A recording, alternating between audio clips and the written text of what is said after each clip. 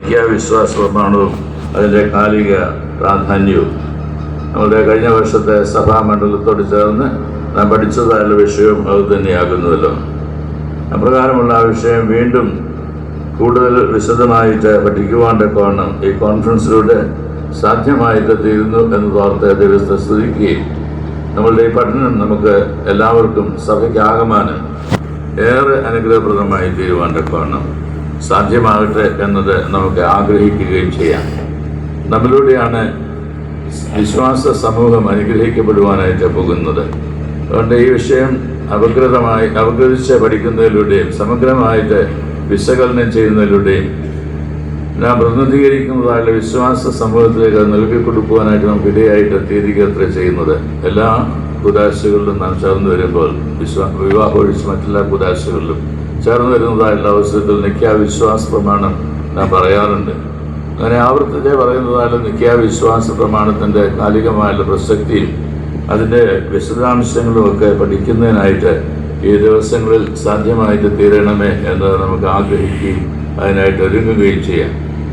ഇന്നത്തെ ഈ പ്രഭാഷണത്തിലൂടെ വിശുദ്ധ വേദപുസ്തകത്തിൽ വിശുദ്ധ മത്തായിയുടെ സുവിശേഷം 16-ാം അധ്യായത്തിൻ്റെ 15ഉം 16ഉം വാക്യങ്ങൾ ഉദ്ധരിച്ചുകൊണ്ടാണ് ഈ വിഷയത്തിലേക്ക് പ്രവേശിക്കുവാനായിട്ട് ഞാൻ ആഗ്രഹിക്കുന്നത്. നിങ്ങൾ എന്നെ ആരെന്നെ പറയുന്നു എന്ന് കർത്താവായ യേശുക്രിസ്തു ചോദിച്ചതിന് ശിഷ്യന്മാരിൽ പ്രധാനിയായിട്ടുള്ള ശിമോൻ പത്രോസ്, നീ ജീവനുള്ള ദൈവത്തിൻ്റെ പുത്രനായ ക്രിസ്തു എന്ന് ഉത്തരം പറഞ്ഞു. ഇത് വൈദിക ശുശ്രൂഷ എന്നും വെല്ലുവിളിക്കുന്ന വിശ്വാസസംബന്ധമായ ഒരു ചോദ്യവും അതിനെ തുടർന്നുള്ള ഒരു പ്രഖ്യാപനവുമാണ്.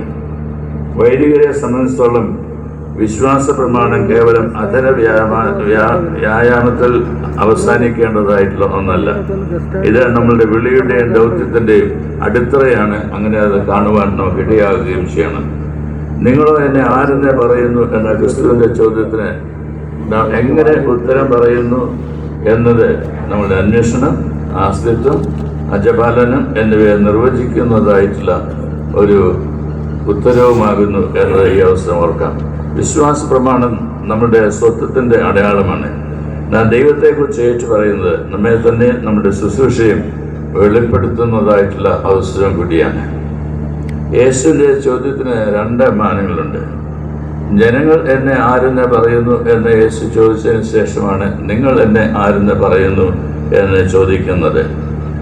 അവർ എന്ത് പറയുന്നു എന്നത് ഒരു ഭാഗത്ത് നിൽക്കുന്നതായുള്ള അവസരത്തിൽ തന്നെ ഞാൻ അല്ലെങ്കിൽ ഞങ്ങൾ എന്ത് പറയുന്നു എന്നത് വ്യാഖ്യാനിക്കുവാൻ ഇടയായിട്ട് തീരുന്നതായിട്ടുള്ള ഒരു പ്രക്രിയയിലേക്കാണ് നാം ഈ വർഷത്തെ കോൺഫറൻസിലൂടെ പ്രവേശിക്കുന്നത് എന്നുള്ളത് ഓർക്കാം.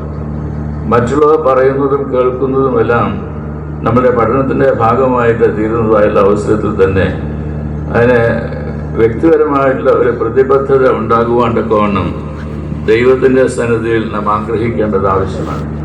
ഒരു വൈദികന്റെ സാക്ഷ്യം അല്ലെങ്കിൽ ഏറ്റുപറച്ചിൽ, അതിൽ നിന്ന് വ്യക്തിപരമായതിലേക്കുള്ളൊരു പരിവർത്തനമാണ് നാം ഈ പഠനത്തിലൂടെ ആഗ്രഹിക്കുന്നത്. സാധ്യമായി തീരുവാണ്ടൊക്കെവണ്ണം ഇടയാവേണ്ടത് വ്യക്തിപരമായ ഒരു പരിവർത്തനം. ഈ മാറ്റം വൈദിക ശുശ്രൂഷയുടെ ശാശ്വതമായിട്ടുള്ള ഒരു വെല്ലുവിളിയാണ്. ക്രിസ്തുവുമായുള്ള നമ്മുടെ വ്യക്തിപരമായ കണ്ടുമുട്ടലുകൾ ശുശ്രൂഷയിൽ പ്രതിഫലിക്കുവാൻ ക്രിസ്തു ആഗ്രഹിക്കുന്നു. ഇവിടെ നമ്മോടുള്ള നിർണായകമായുള്ള ചോദ്യം, നമുക്ക് ക്രിസ്തുവുമായുള്ള ബന്ധം വ്യക്തിപരമോ അതോ മറ്റ് ഏതെങ്കിലും വിധത്തിലുള്ളതാകുന്നുവോ?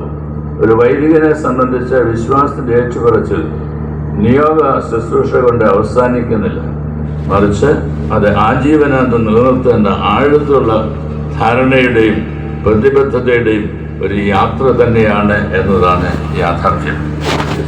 നമ്മുടെ സമകാലിക സാഹചര്യത്തിൽ ക്രിസ്തുവിനെ ഏറ്റുപറയുക എന്നതാണ് നമുക്ക് മുന്നിലുള്ള വലിയ വെല്ലുവിളി. രാഷ്ട്രീയപരമായി പ്രബുദ്ധമായിട്ടുള്ള കൈസരിയ ഫിലിപ്പയിൽ വെച്ചാണ് യേശു തൻ്റെ ചോദ്യം ഉന്നയിച്ചതും ശിഷ്യന്മാർ മറുപടി നൽകിയതും. ഇതിൻ്റെ പശ്ചാത്തലം നമുക്കെല്ലാവർക്കും വളരെ വ്യക്തമായിട്ട് അറിയാവുന്ന ഒന്നാകുന്നു. ശിഷ്യന്മാരുടെ ഈ ഏറ്റുപറച്ചിൽ രാഷ്ട്രീയപരവും ദൈവശാസ്ത്രപരമായ എതിർപ്പുകളെ ക്ഷണിച്ചിട്ടുണ്ടാകാം ആ കാലഘട്ടത്തിൽ. ഇന്ന് ക്രിസ്തുവിനെ ഏറ്റുപറയുക എന്നാൽ എന്താണ് അർത്ഥമാക്കുന്നത്?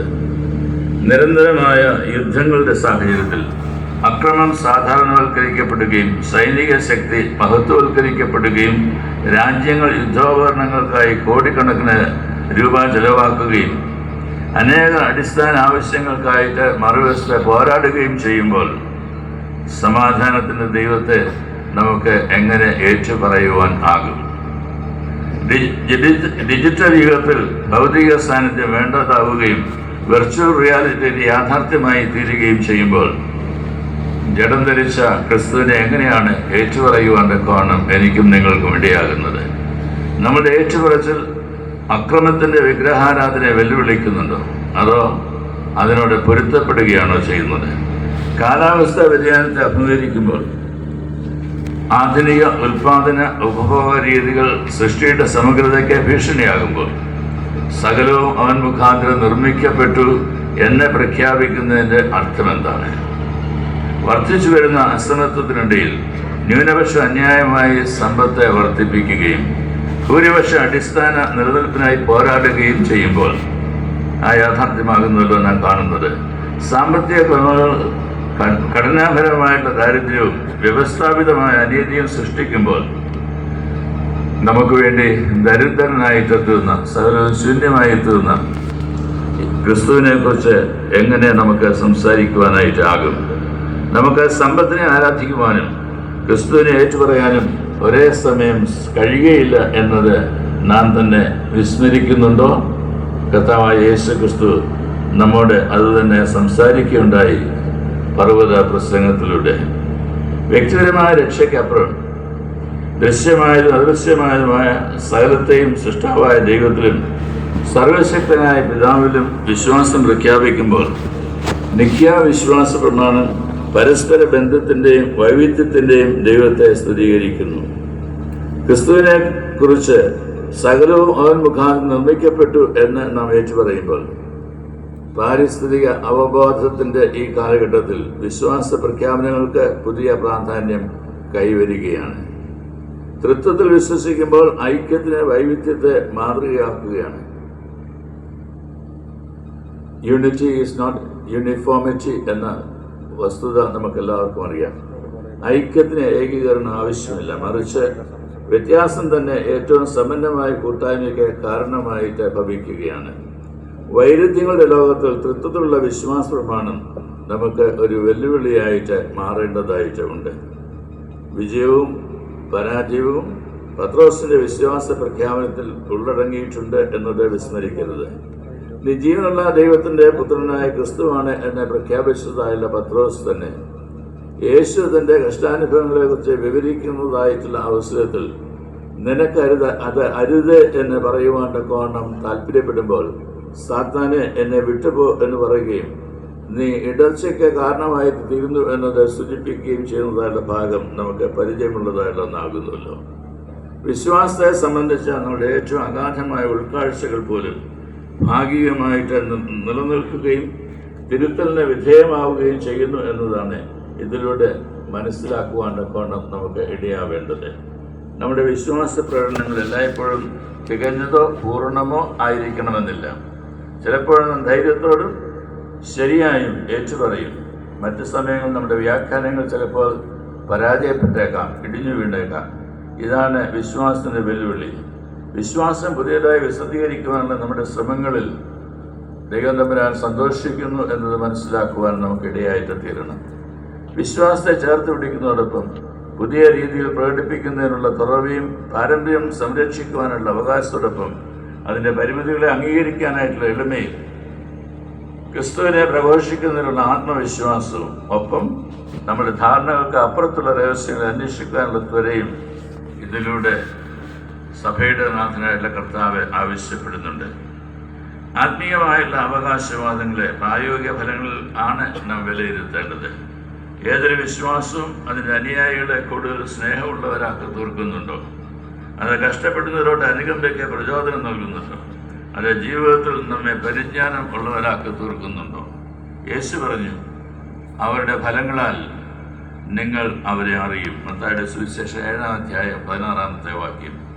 യേശു സത്യദൈവത്തിനുള്ള സത്യദൈവമാണ് എന്ന് നാം ഏറ്റുപറയുമ്പോൾ പാർശ്വവത്കരിക്കപ്പെട്ടവരോട് പെരുമാറുന്നതിലോ സൃഷ്ടിയെ പരിപാലിക്കുന്നതിലോ നീതി പിന്തുടരുന്നതിലോ വിഗ്രഹാരാധനയെ ചെറുക്കുന്നതിലോ ഒരു വ്യത്യാസവും നാം വരുത്തുന്നില്ല എങ്കിൽ നമ്മുടെ ഏറ്റുപറച്ചിൽ പൊള്ളയായിട്ട് മുഴങ്ങും എന്നത് ഓർക്കുവാനായിട്ട് ഇടയാകണം.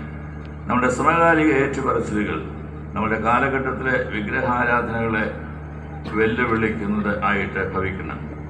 ബന്ധങ്ങളെക്കാൾ ലാഭത്തിൻ്റെ വിഗ്രഹം, നീതിയേക്കാൾ ദേശീയതയുടെ വിഗ്രഹം, മനുഷ്യത്വത്തെക്കാൾ സാങ്കേതിക വിദ്യയുടെ വിഗ്രഹം, സൃഷ്ടിയേക്കാൾ ഉപഭോഗത്തിൻ്റെ വിഗ്രഹം, ഐക്യദാർഢ്യത്തെക്കാൾ സുരക്ഷയുടെ വിഗ്രഹം, ഇതെല്ലാം നാം പ്രചരിപ്പിക്കുകയാണ് എങ്കിൽ അതിനെ തിരിച്ചറിയുവാനായിട്ടും കൂടി നമുക്ക് ഇടയാകണം. അതിനെ അതിജീവിപ്പാനായിട്ടുള്ള ഒരു വിളിയാണ് നമുക്ക് നൽകപ്പെട്ടിരിക്കുന്നത്. നമ്മളുടെ പ്രാദേശിക തലങ്ങളിൽ വിശ്വാസ പ്രമാണത്തിനെ പ്രായോഗികമായി നടപ്പിലാക്കാനുള്ള ചില കാര്യങ്ങൾ കൂടി നിങ്ങളുടെ എല്ലാവരുടെയും ശ്രദ്ധ ക്ഷണിക്കുവാനായിട്ട് ഈ അവസരം ഞാൻ ആഗ്രഹിക്കുകയാണ്. സമകാലിക പ്രശ്നങ്ങളുമായി വിശ്വാസപരമായ ഏറ്റുപറച്ചിൽ എങ്ങനെ ബന്ധപ്പെട്ടിരിക്കുന്നു എന്ന് വിശ്വാസ സമൂഹത്തെ ബോധ്യപ്പെടുത്തുവാൻ നമുക്ക് ഇടയാവണം. നിഖ്യാവിശ്വാസ പ്രമാണത്തെക്കുറിച്ചുള്ള തുടർ പഠനങ്ങൾ നമ്മളുടെ ഇടവതലത്തിൽ നടത്തുവാനായിട്ട് നാം പ്രത്യേകമായിട്ട് താല്പര്യപ്പെടണം. അതിൻ്റെ ചരിത്രം, അതിൻ്റെ അർത്ഥം, അതിൻ്റെ സമകാലിക പ്രസക്തി എന്നിവ സംബന്ധിച്ച ചോദ്യങ്ങൾക്കും സംശയങ്ങൾക്കും തീർച്ചയായിട്ടും ഇടമുണ്ടാകേണ്ടത് ആവശ്യമാണ്. വളർന്നു വരുന്നതായുള്ള കുഞ്ഞുങ്ങൾ തീർച്ചയായിട്ടും ഇത് ചോദിക്കും. ഇത് നാം ആവർത്തിച്ച് ചെല്ലുന്നതായുള്ളൊരു വിശ്വാസ പ്രമാണമാകിയാൽ ചെല്ലുന്നതായുള്ള ആളുകൾ തന്നെ ഒന്ന് നിർത്തി ചില വാക്കുകൾ, ചില പ്രയോഗങ്ങൾ, സെൻറ്റൻസുകൾ ഇതൊക്കെ മനസ്സിലാക്കുവാനായിട്ട് ശ്രമിക്കുമ്പോൾ ധാരാളം ചോദ്യങ്ങൾ ചോദിച്ചു എന്ന് വരാം. അതിനുള്ള ഇടം സൃഷ്ടിക്കുക എന്നത് നമ്മളുടെ ശുശ്രൂഷയുടെ ഒരു ഭാഗമാണ്. സാമ്പത്തിക നീതി വിശ്വാസ പ്രഖ്യാപനത്തിൻ്റെ ഭാഗമായിട്ട് നടപ്പിലാക്കുവാനുള്ള ശ്രമം നമ്മളുടെ ഭാഗത്തുണ്ടാവണം.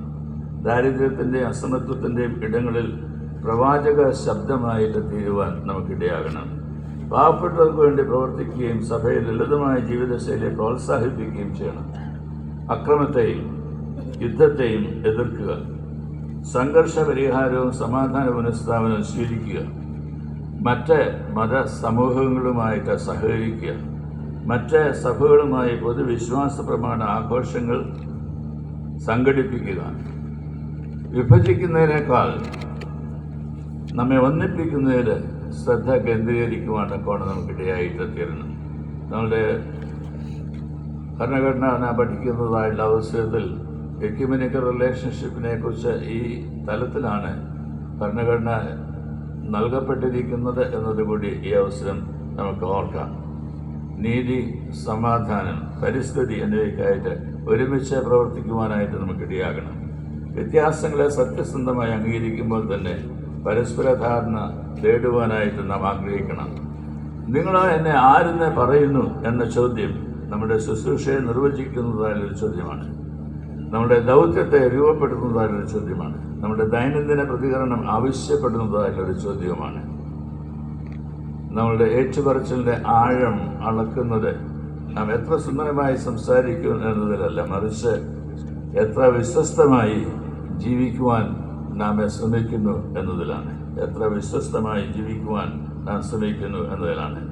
നമ്മുടെ പ്രഖ്യാപനം എത്ര ദൈവശാസ്ത്രപരമായി ഉന്നതമാണ് എന്നതിനപ്പുറം എത്ര അജപാലനപരമായി സംവേദനക്ഷമമാണ് എന്നതാണ് പ്രധാനം.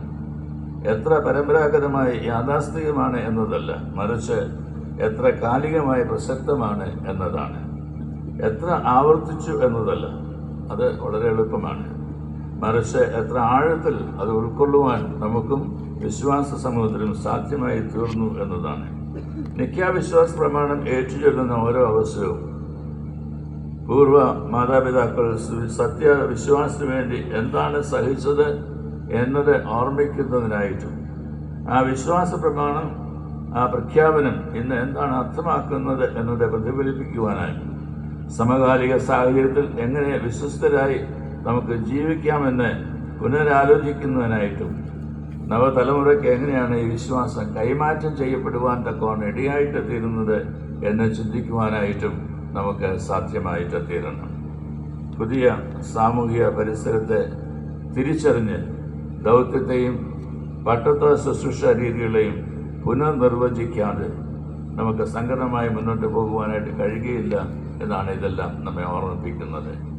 ഈ അവസ്ഥ മനസ്സിലാക്കി ഭാവിയിലേക്കുള്ള പാത തിരിയുവാൻ നമുക്ക് കഴിയേണ്ടതായിട്ടുണ്ട്.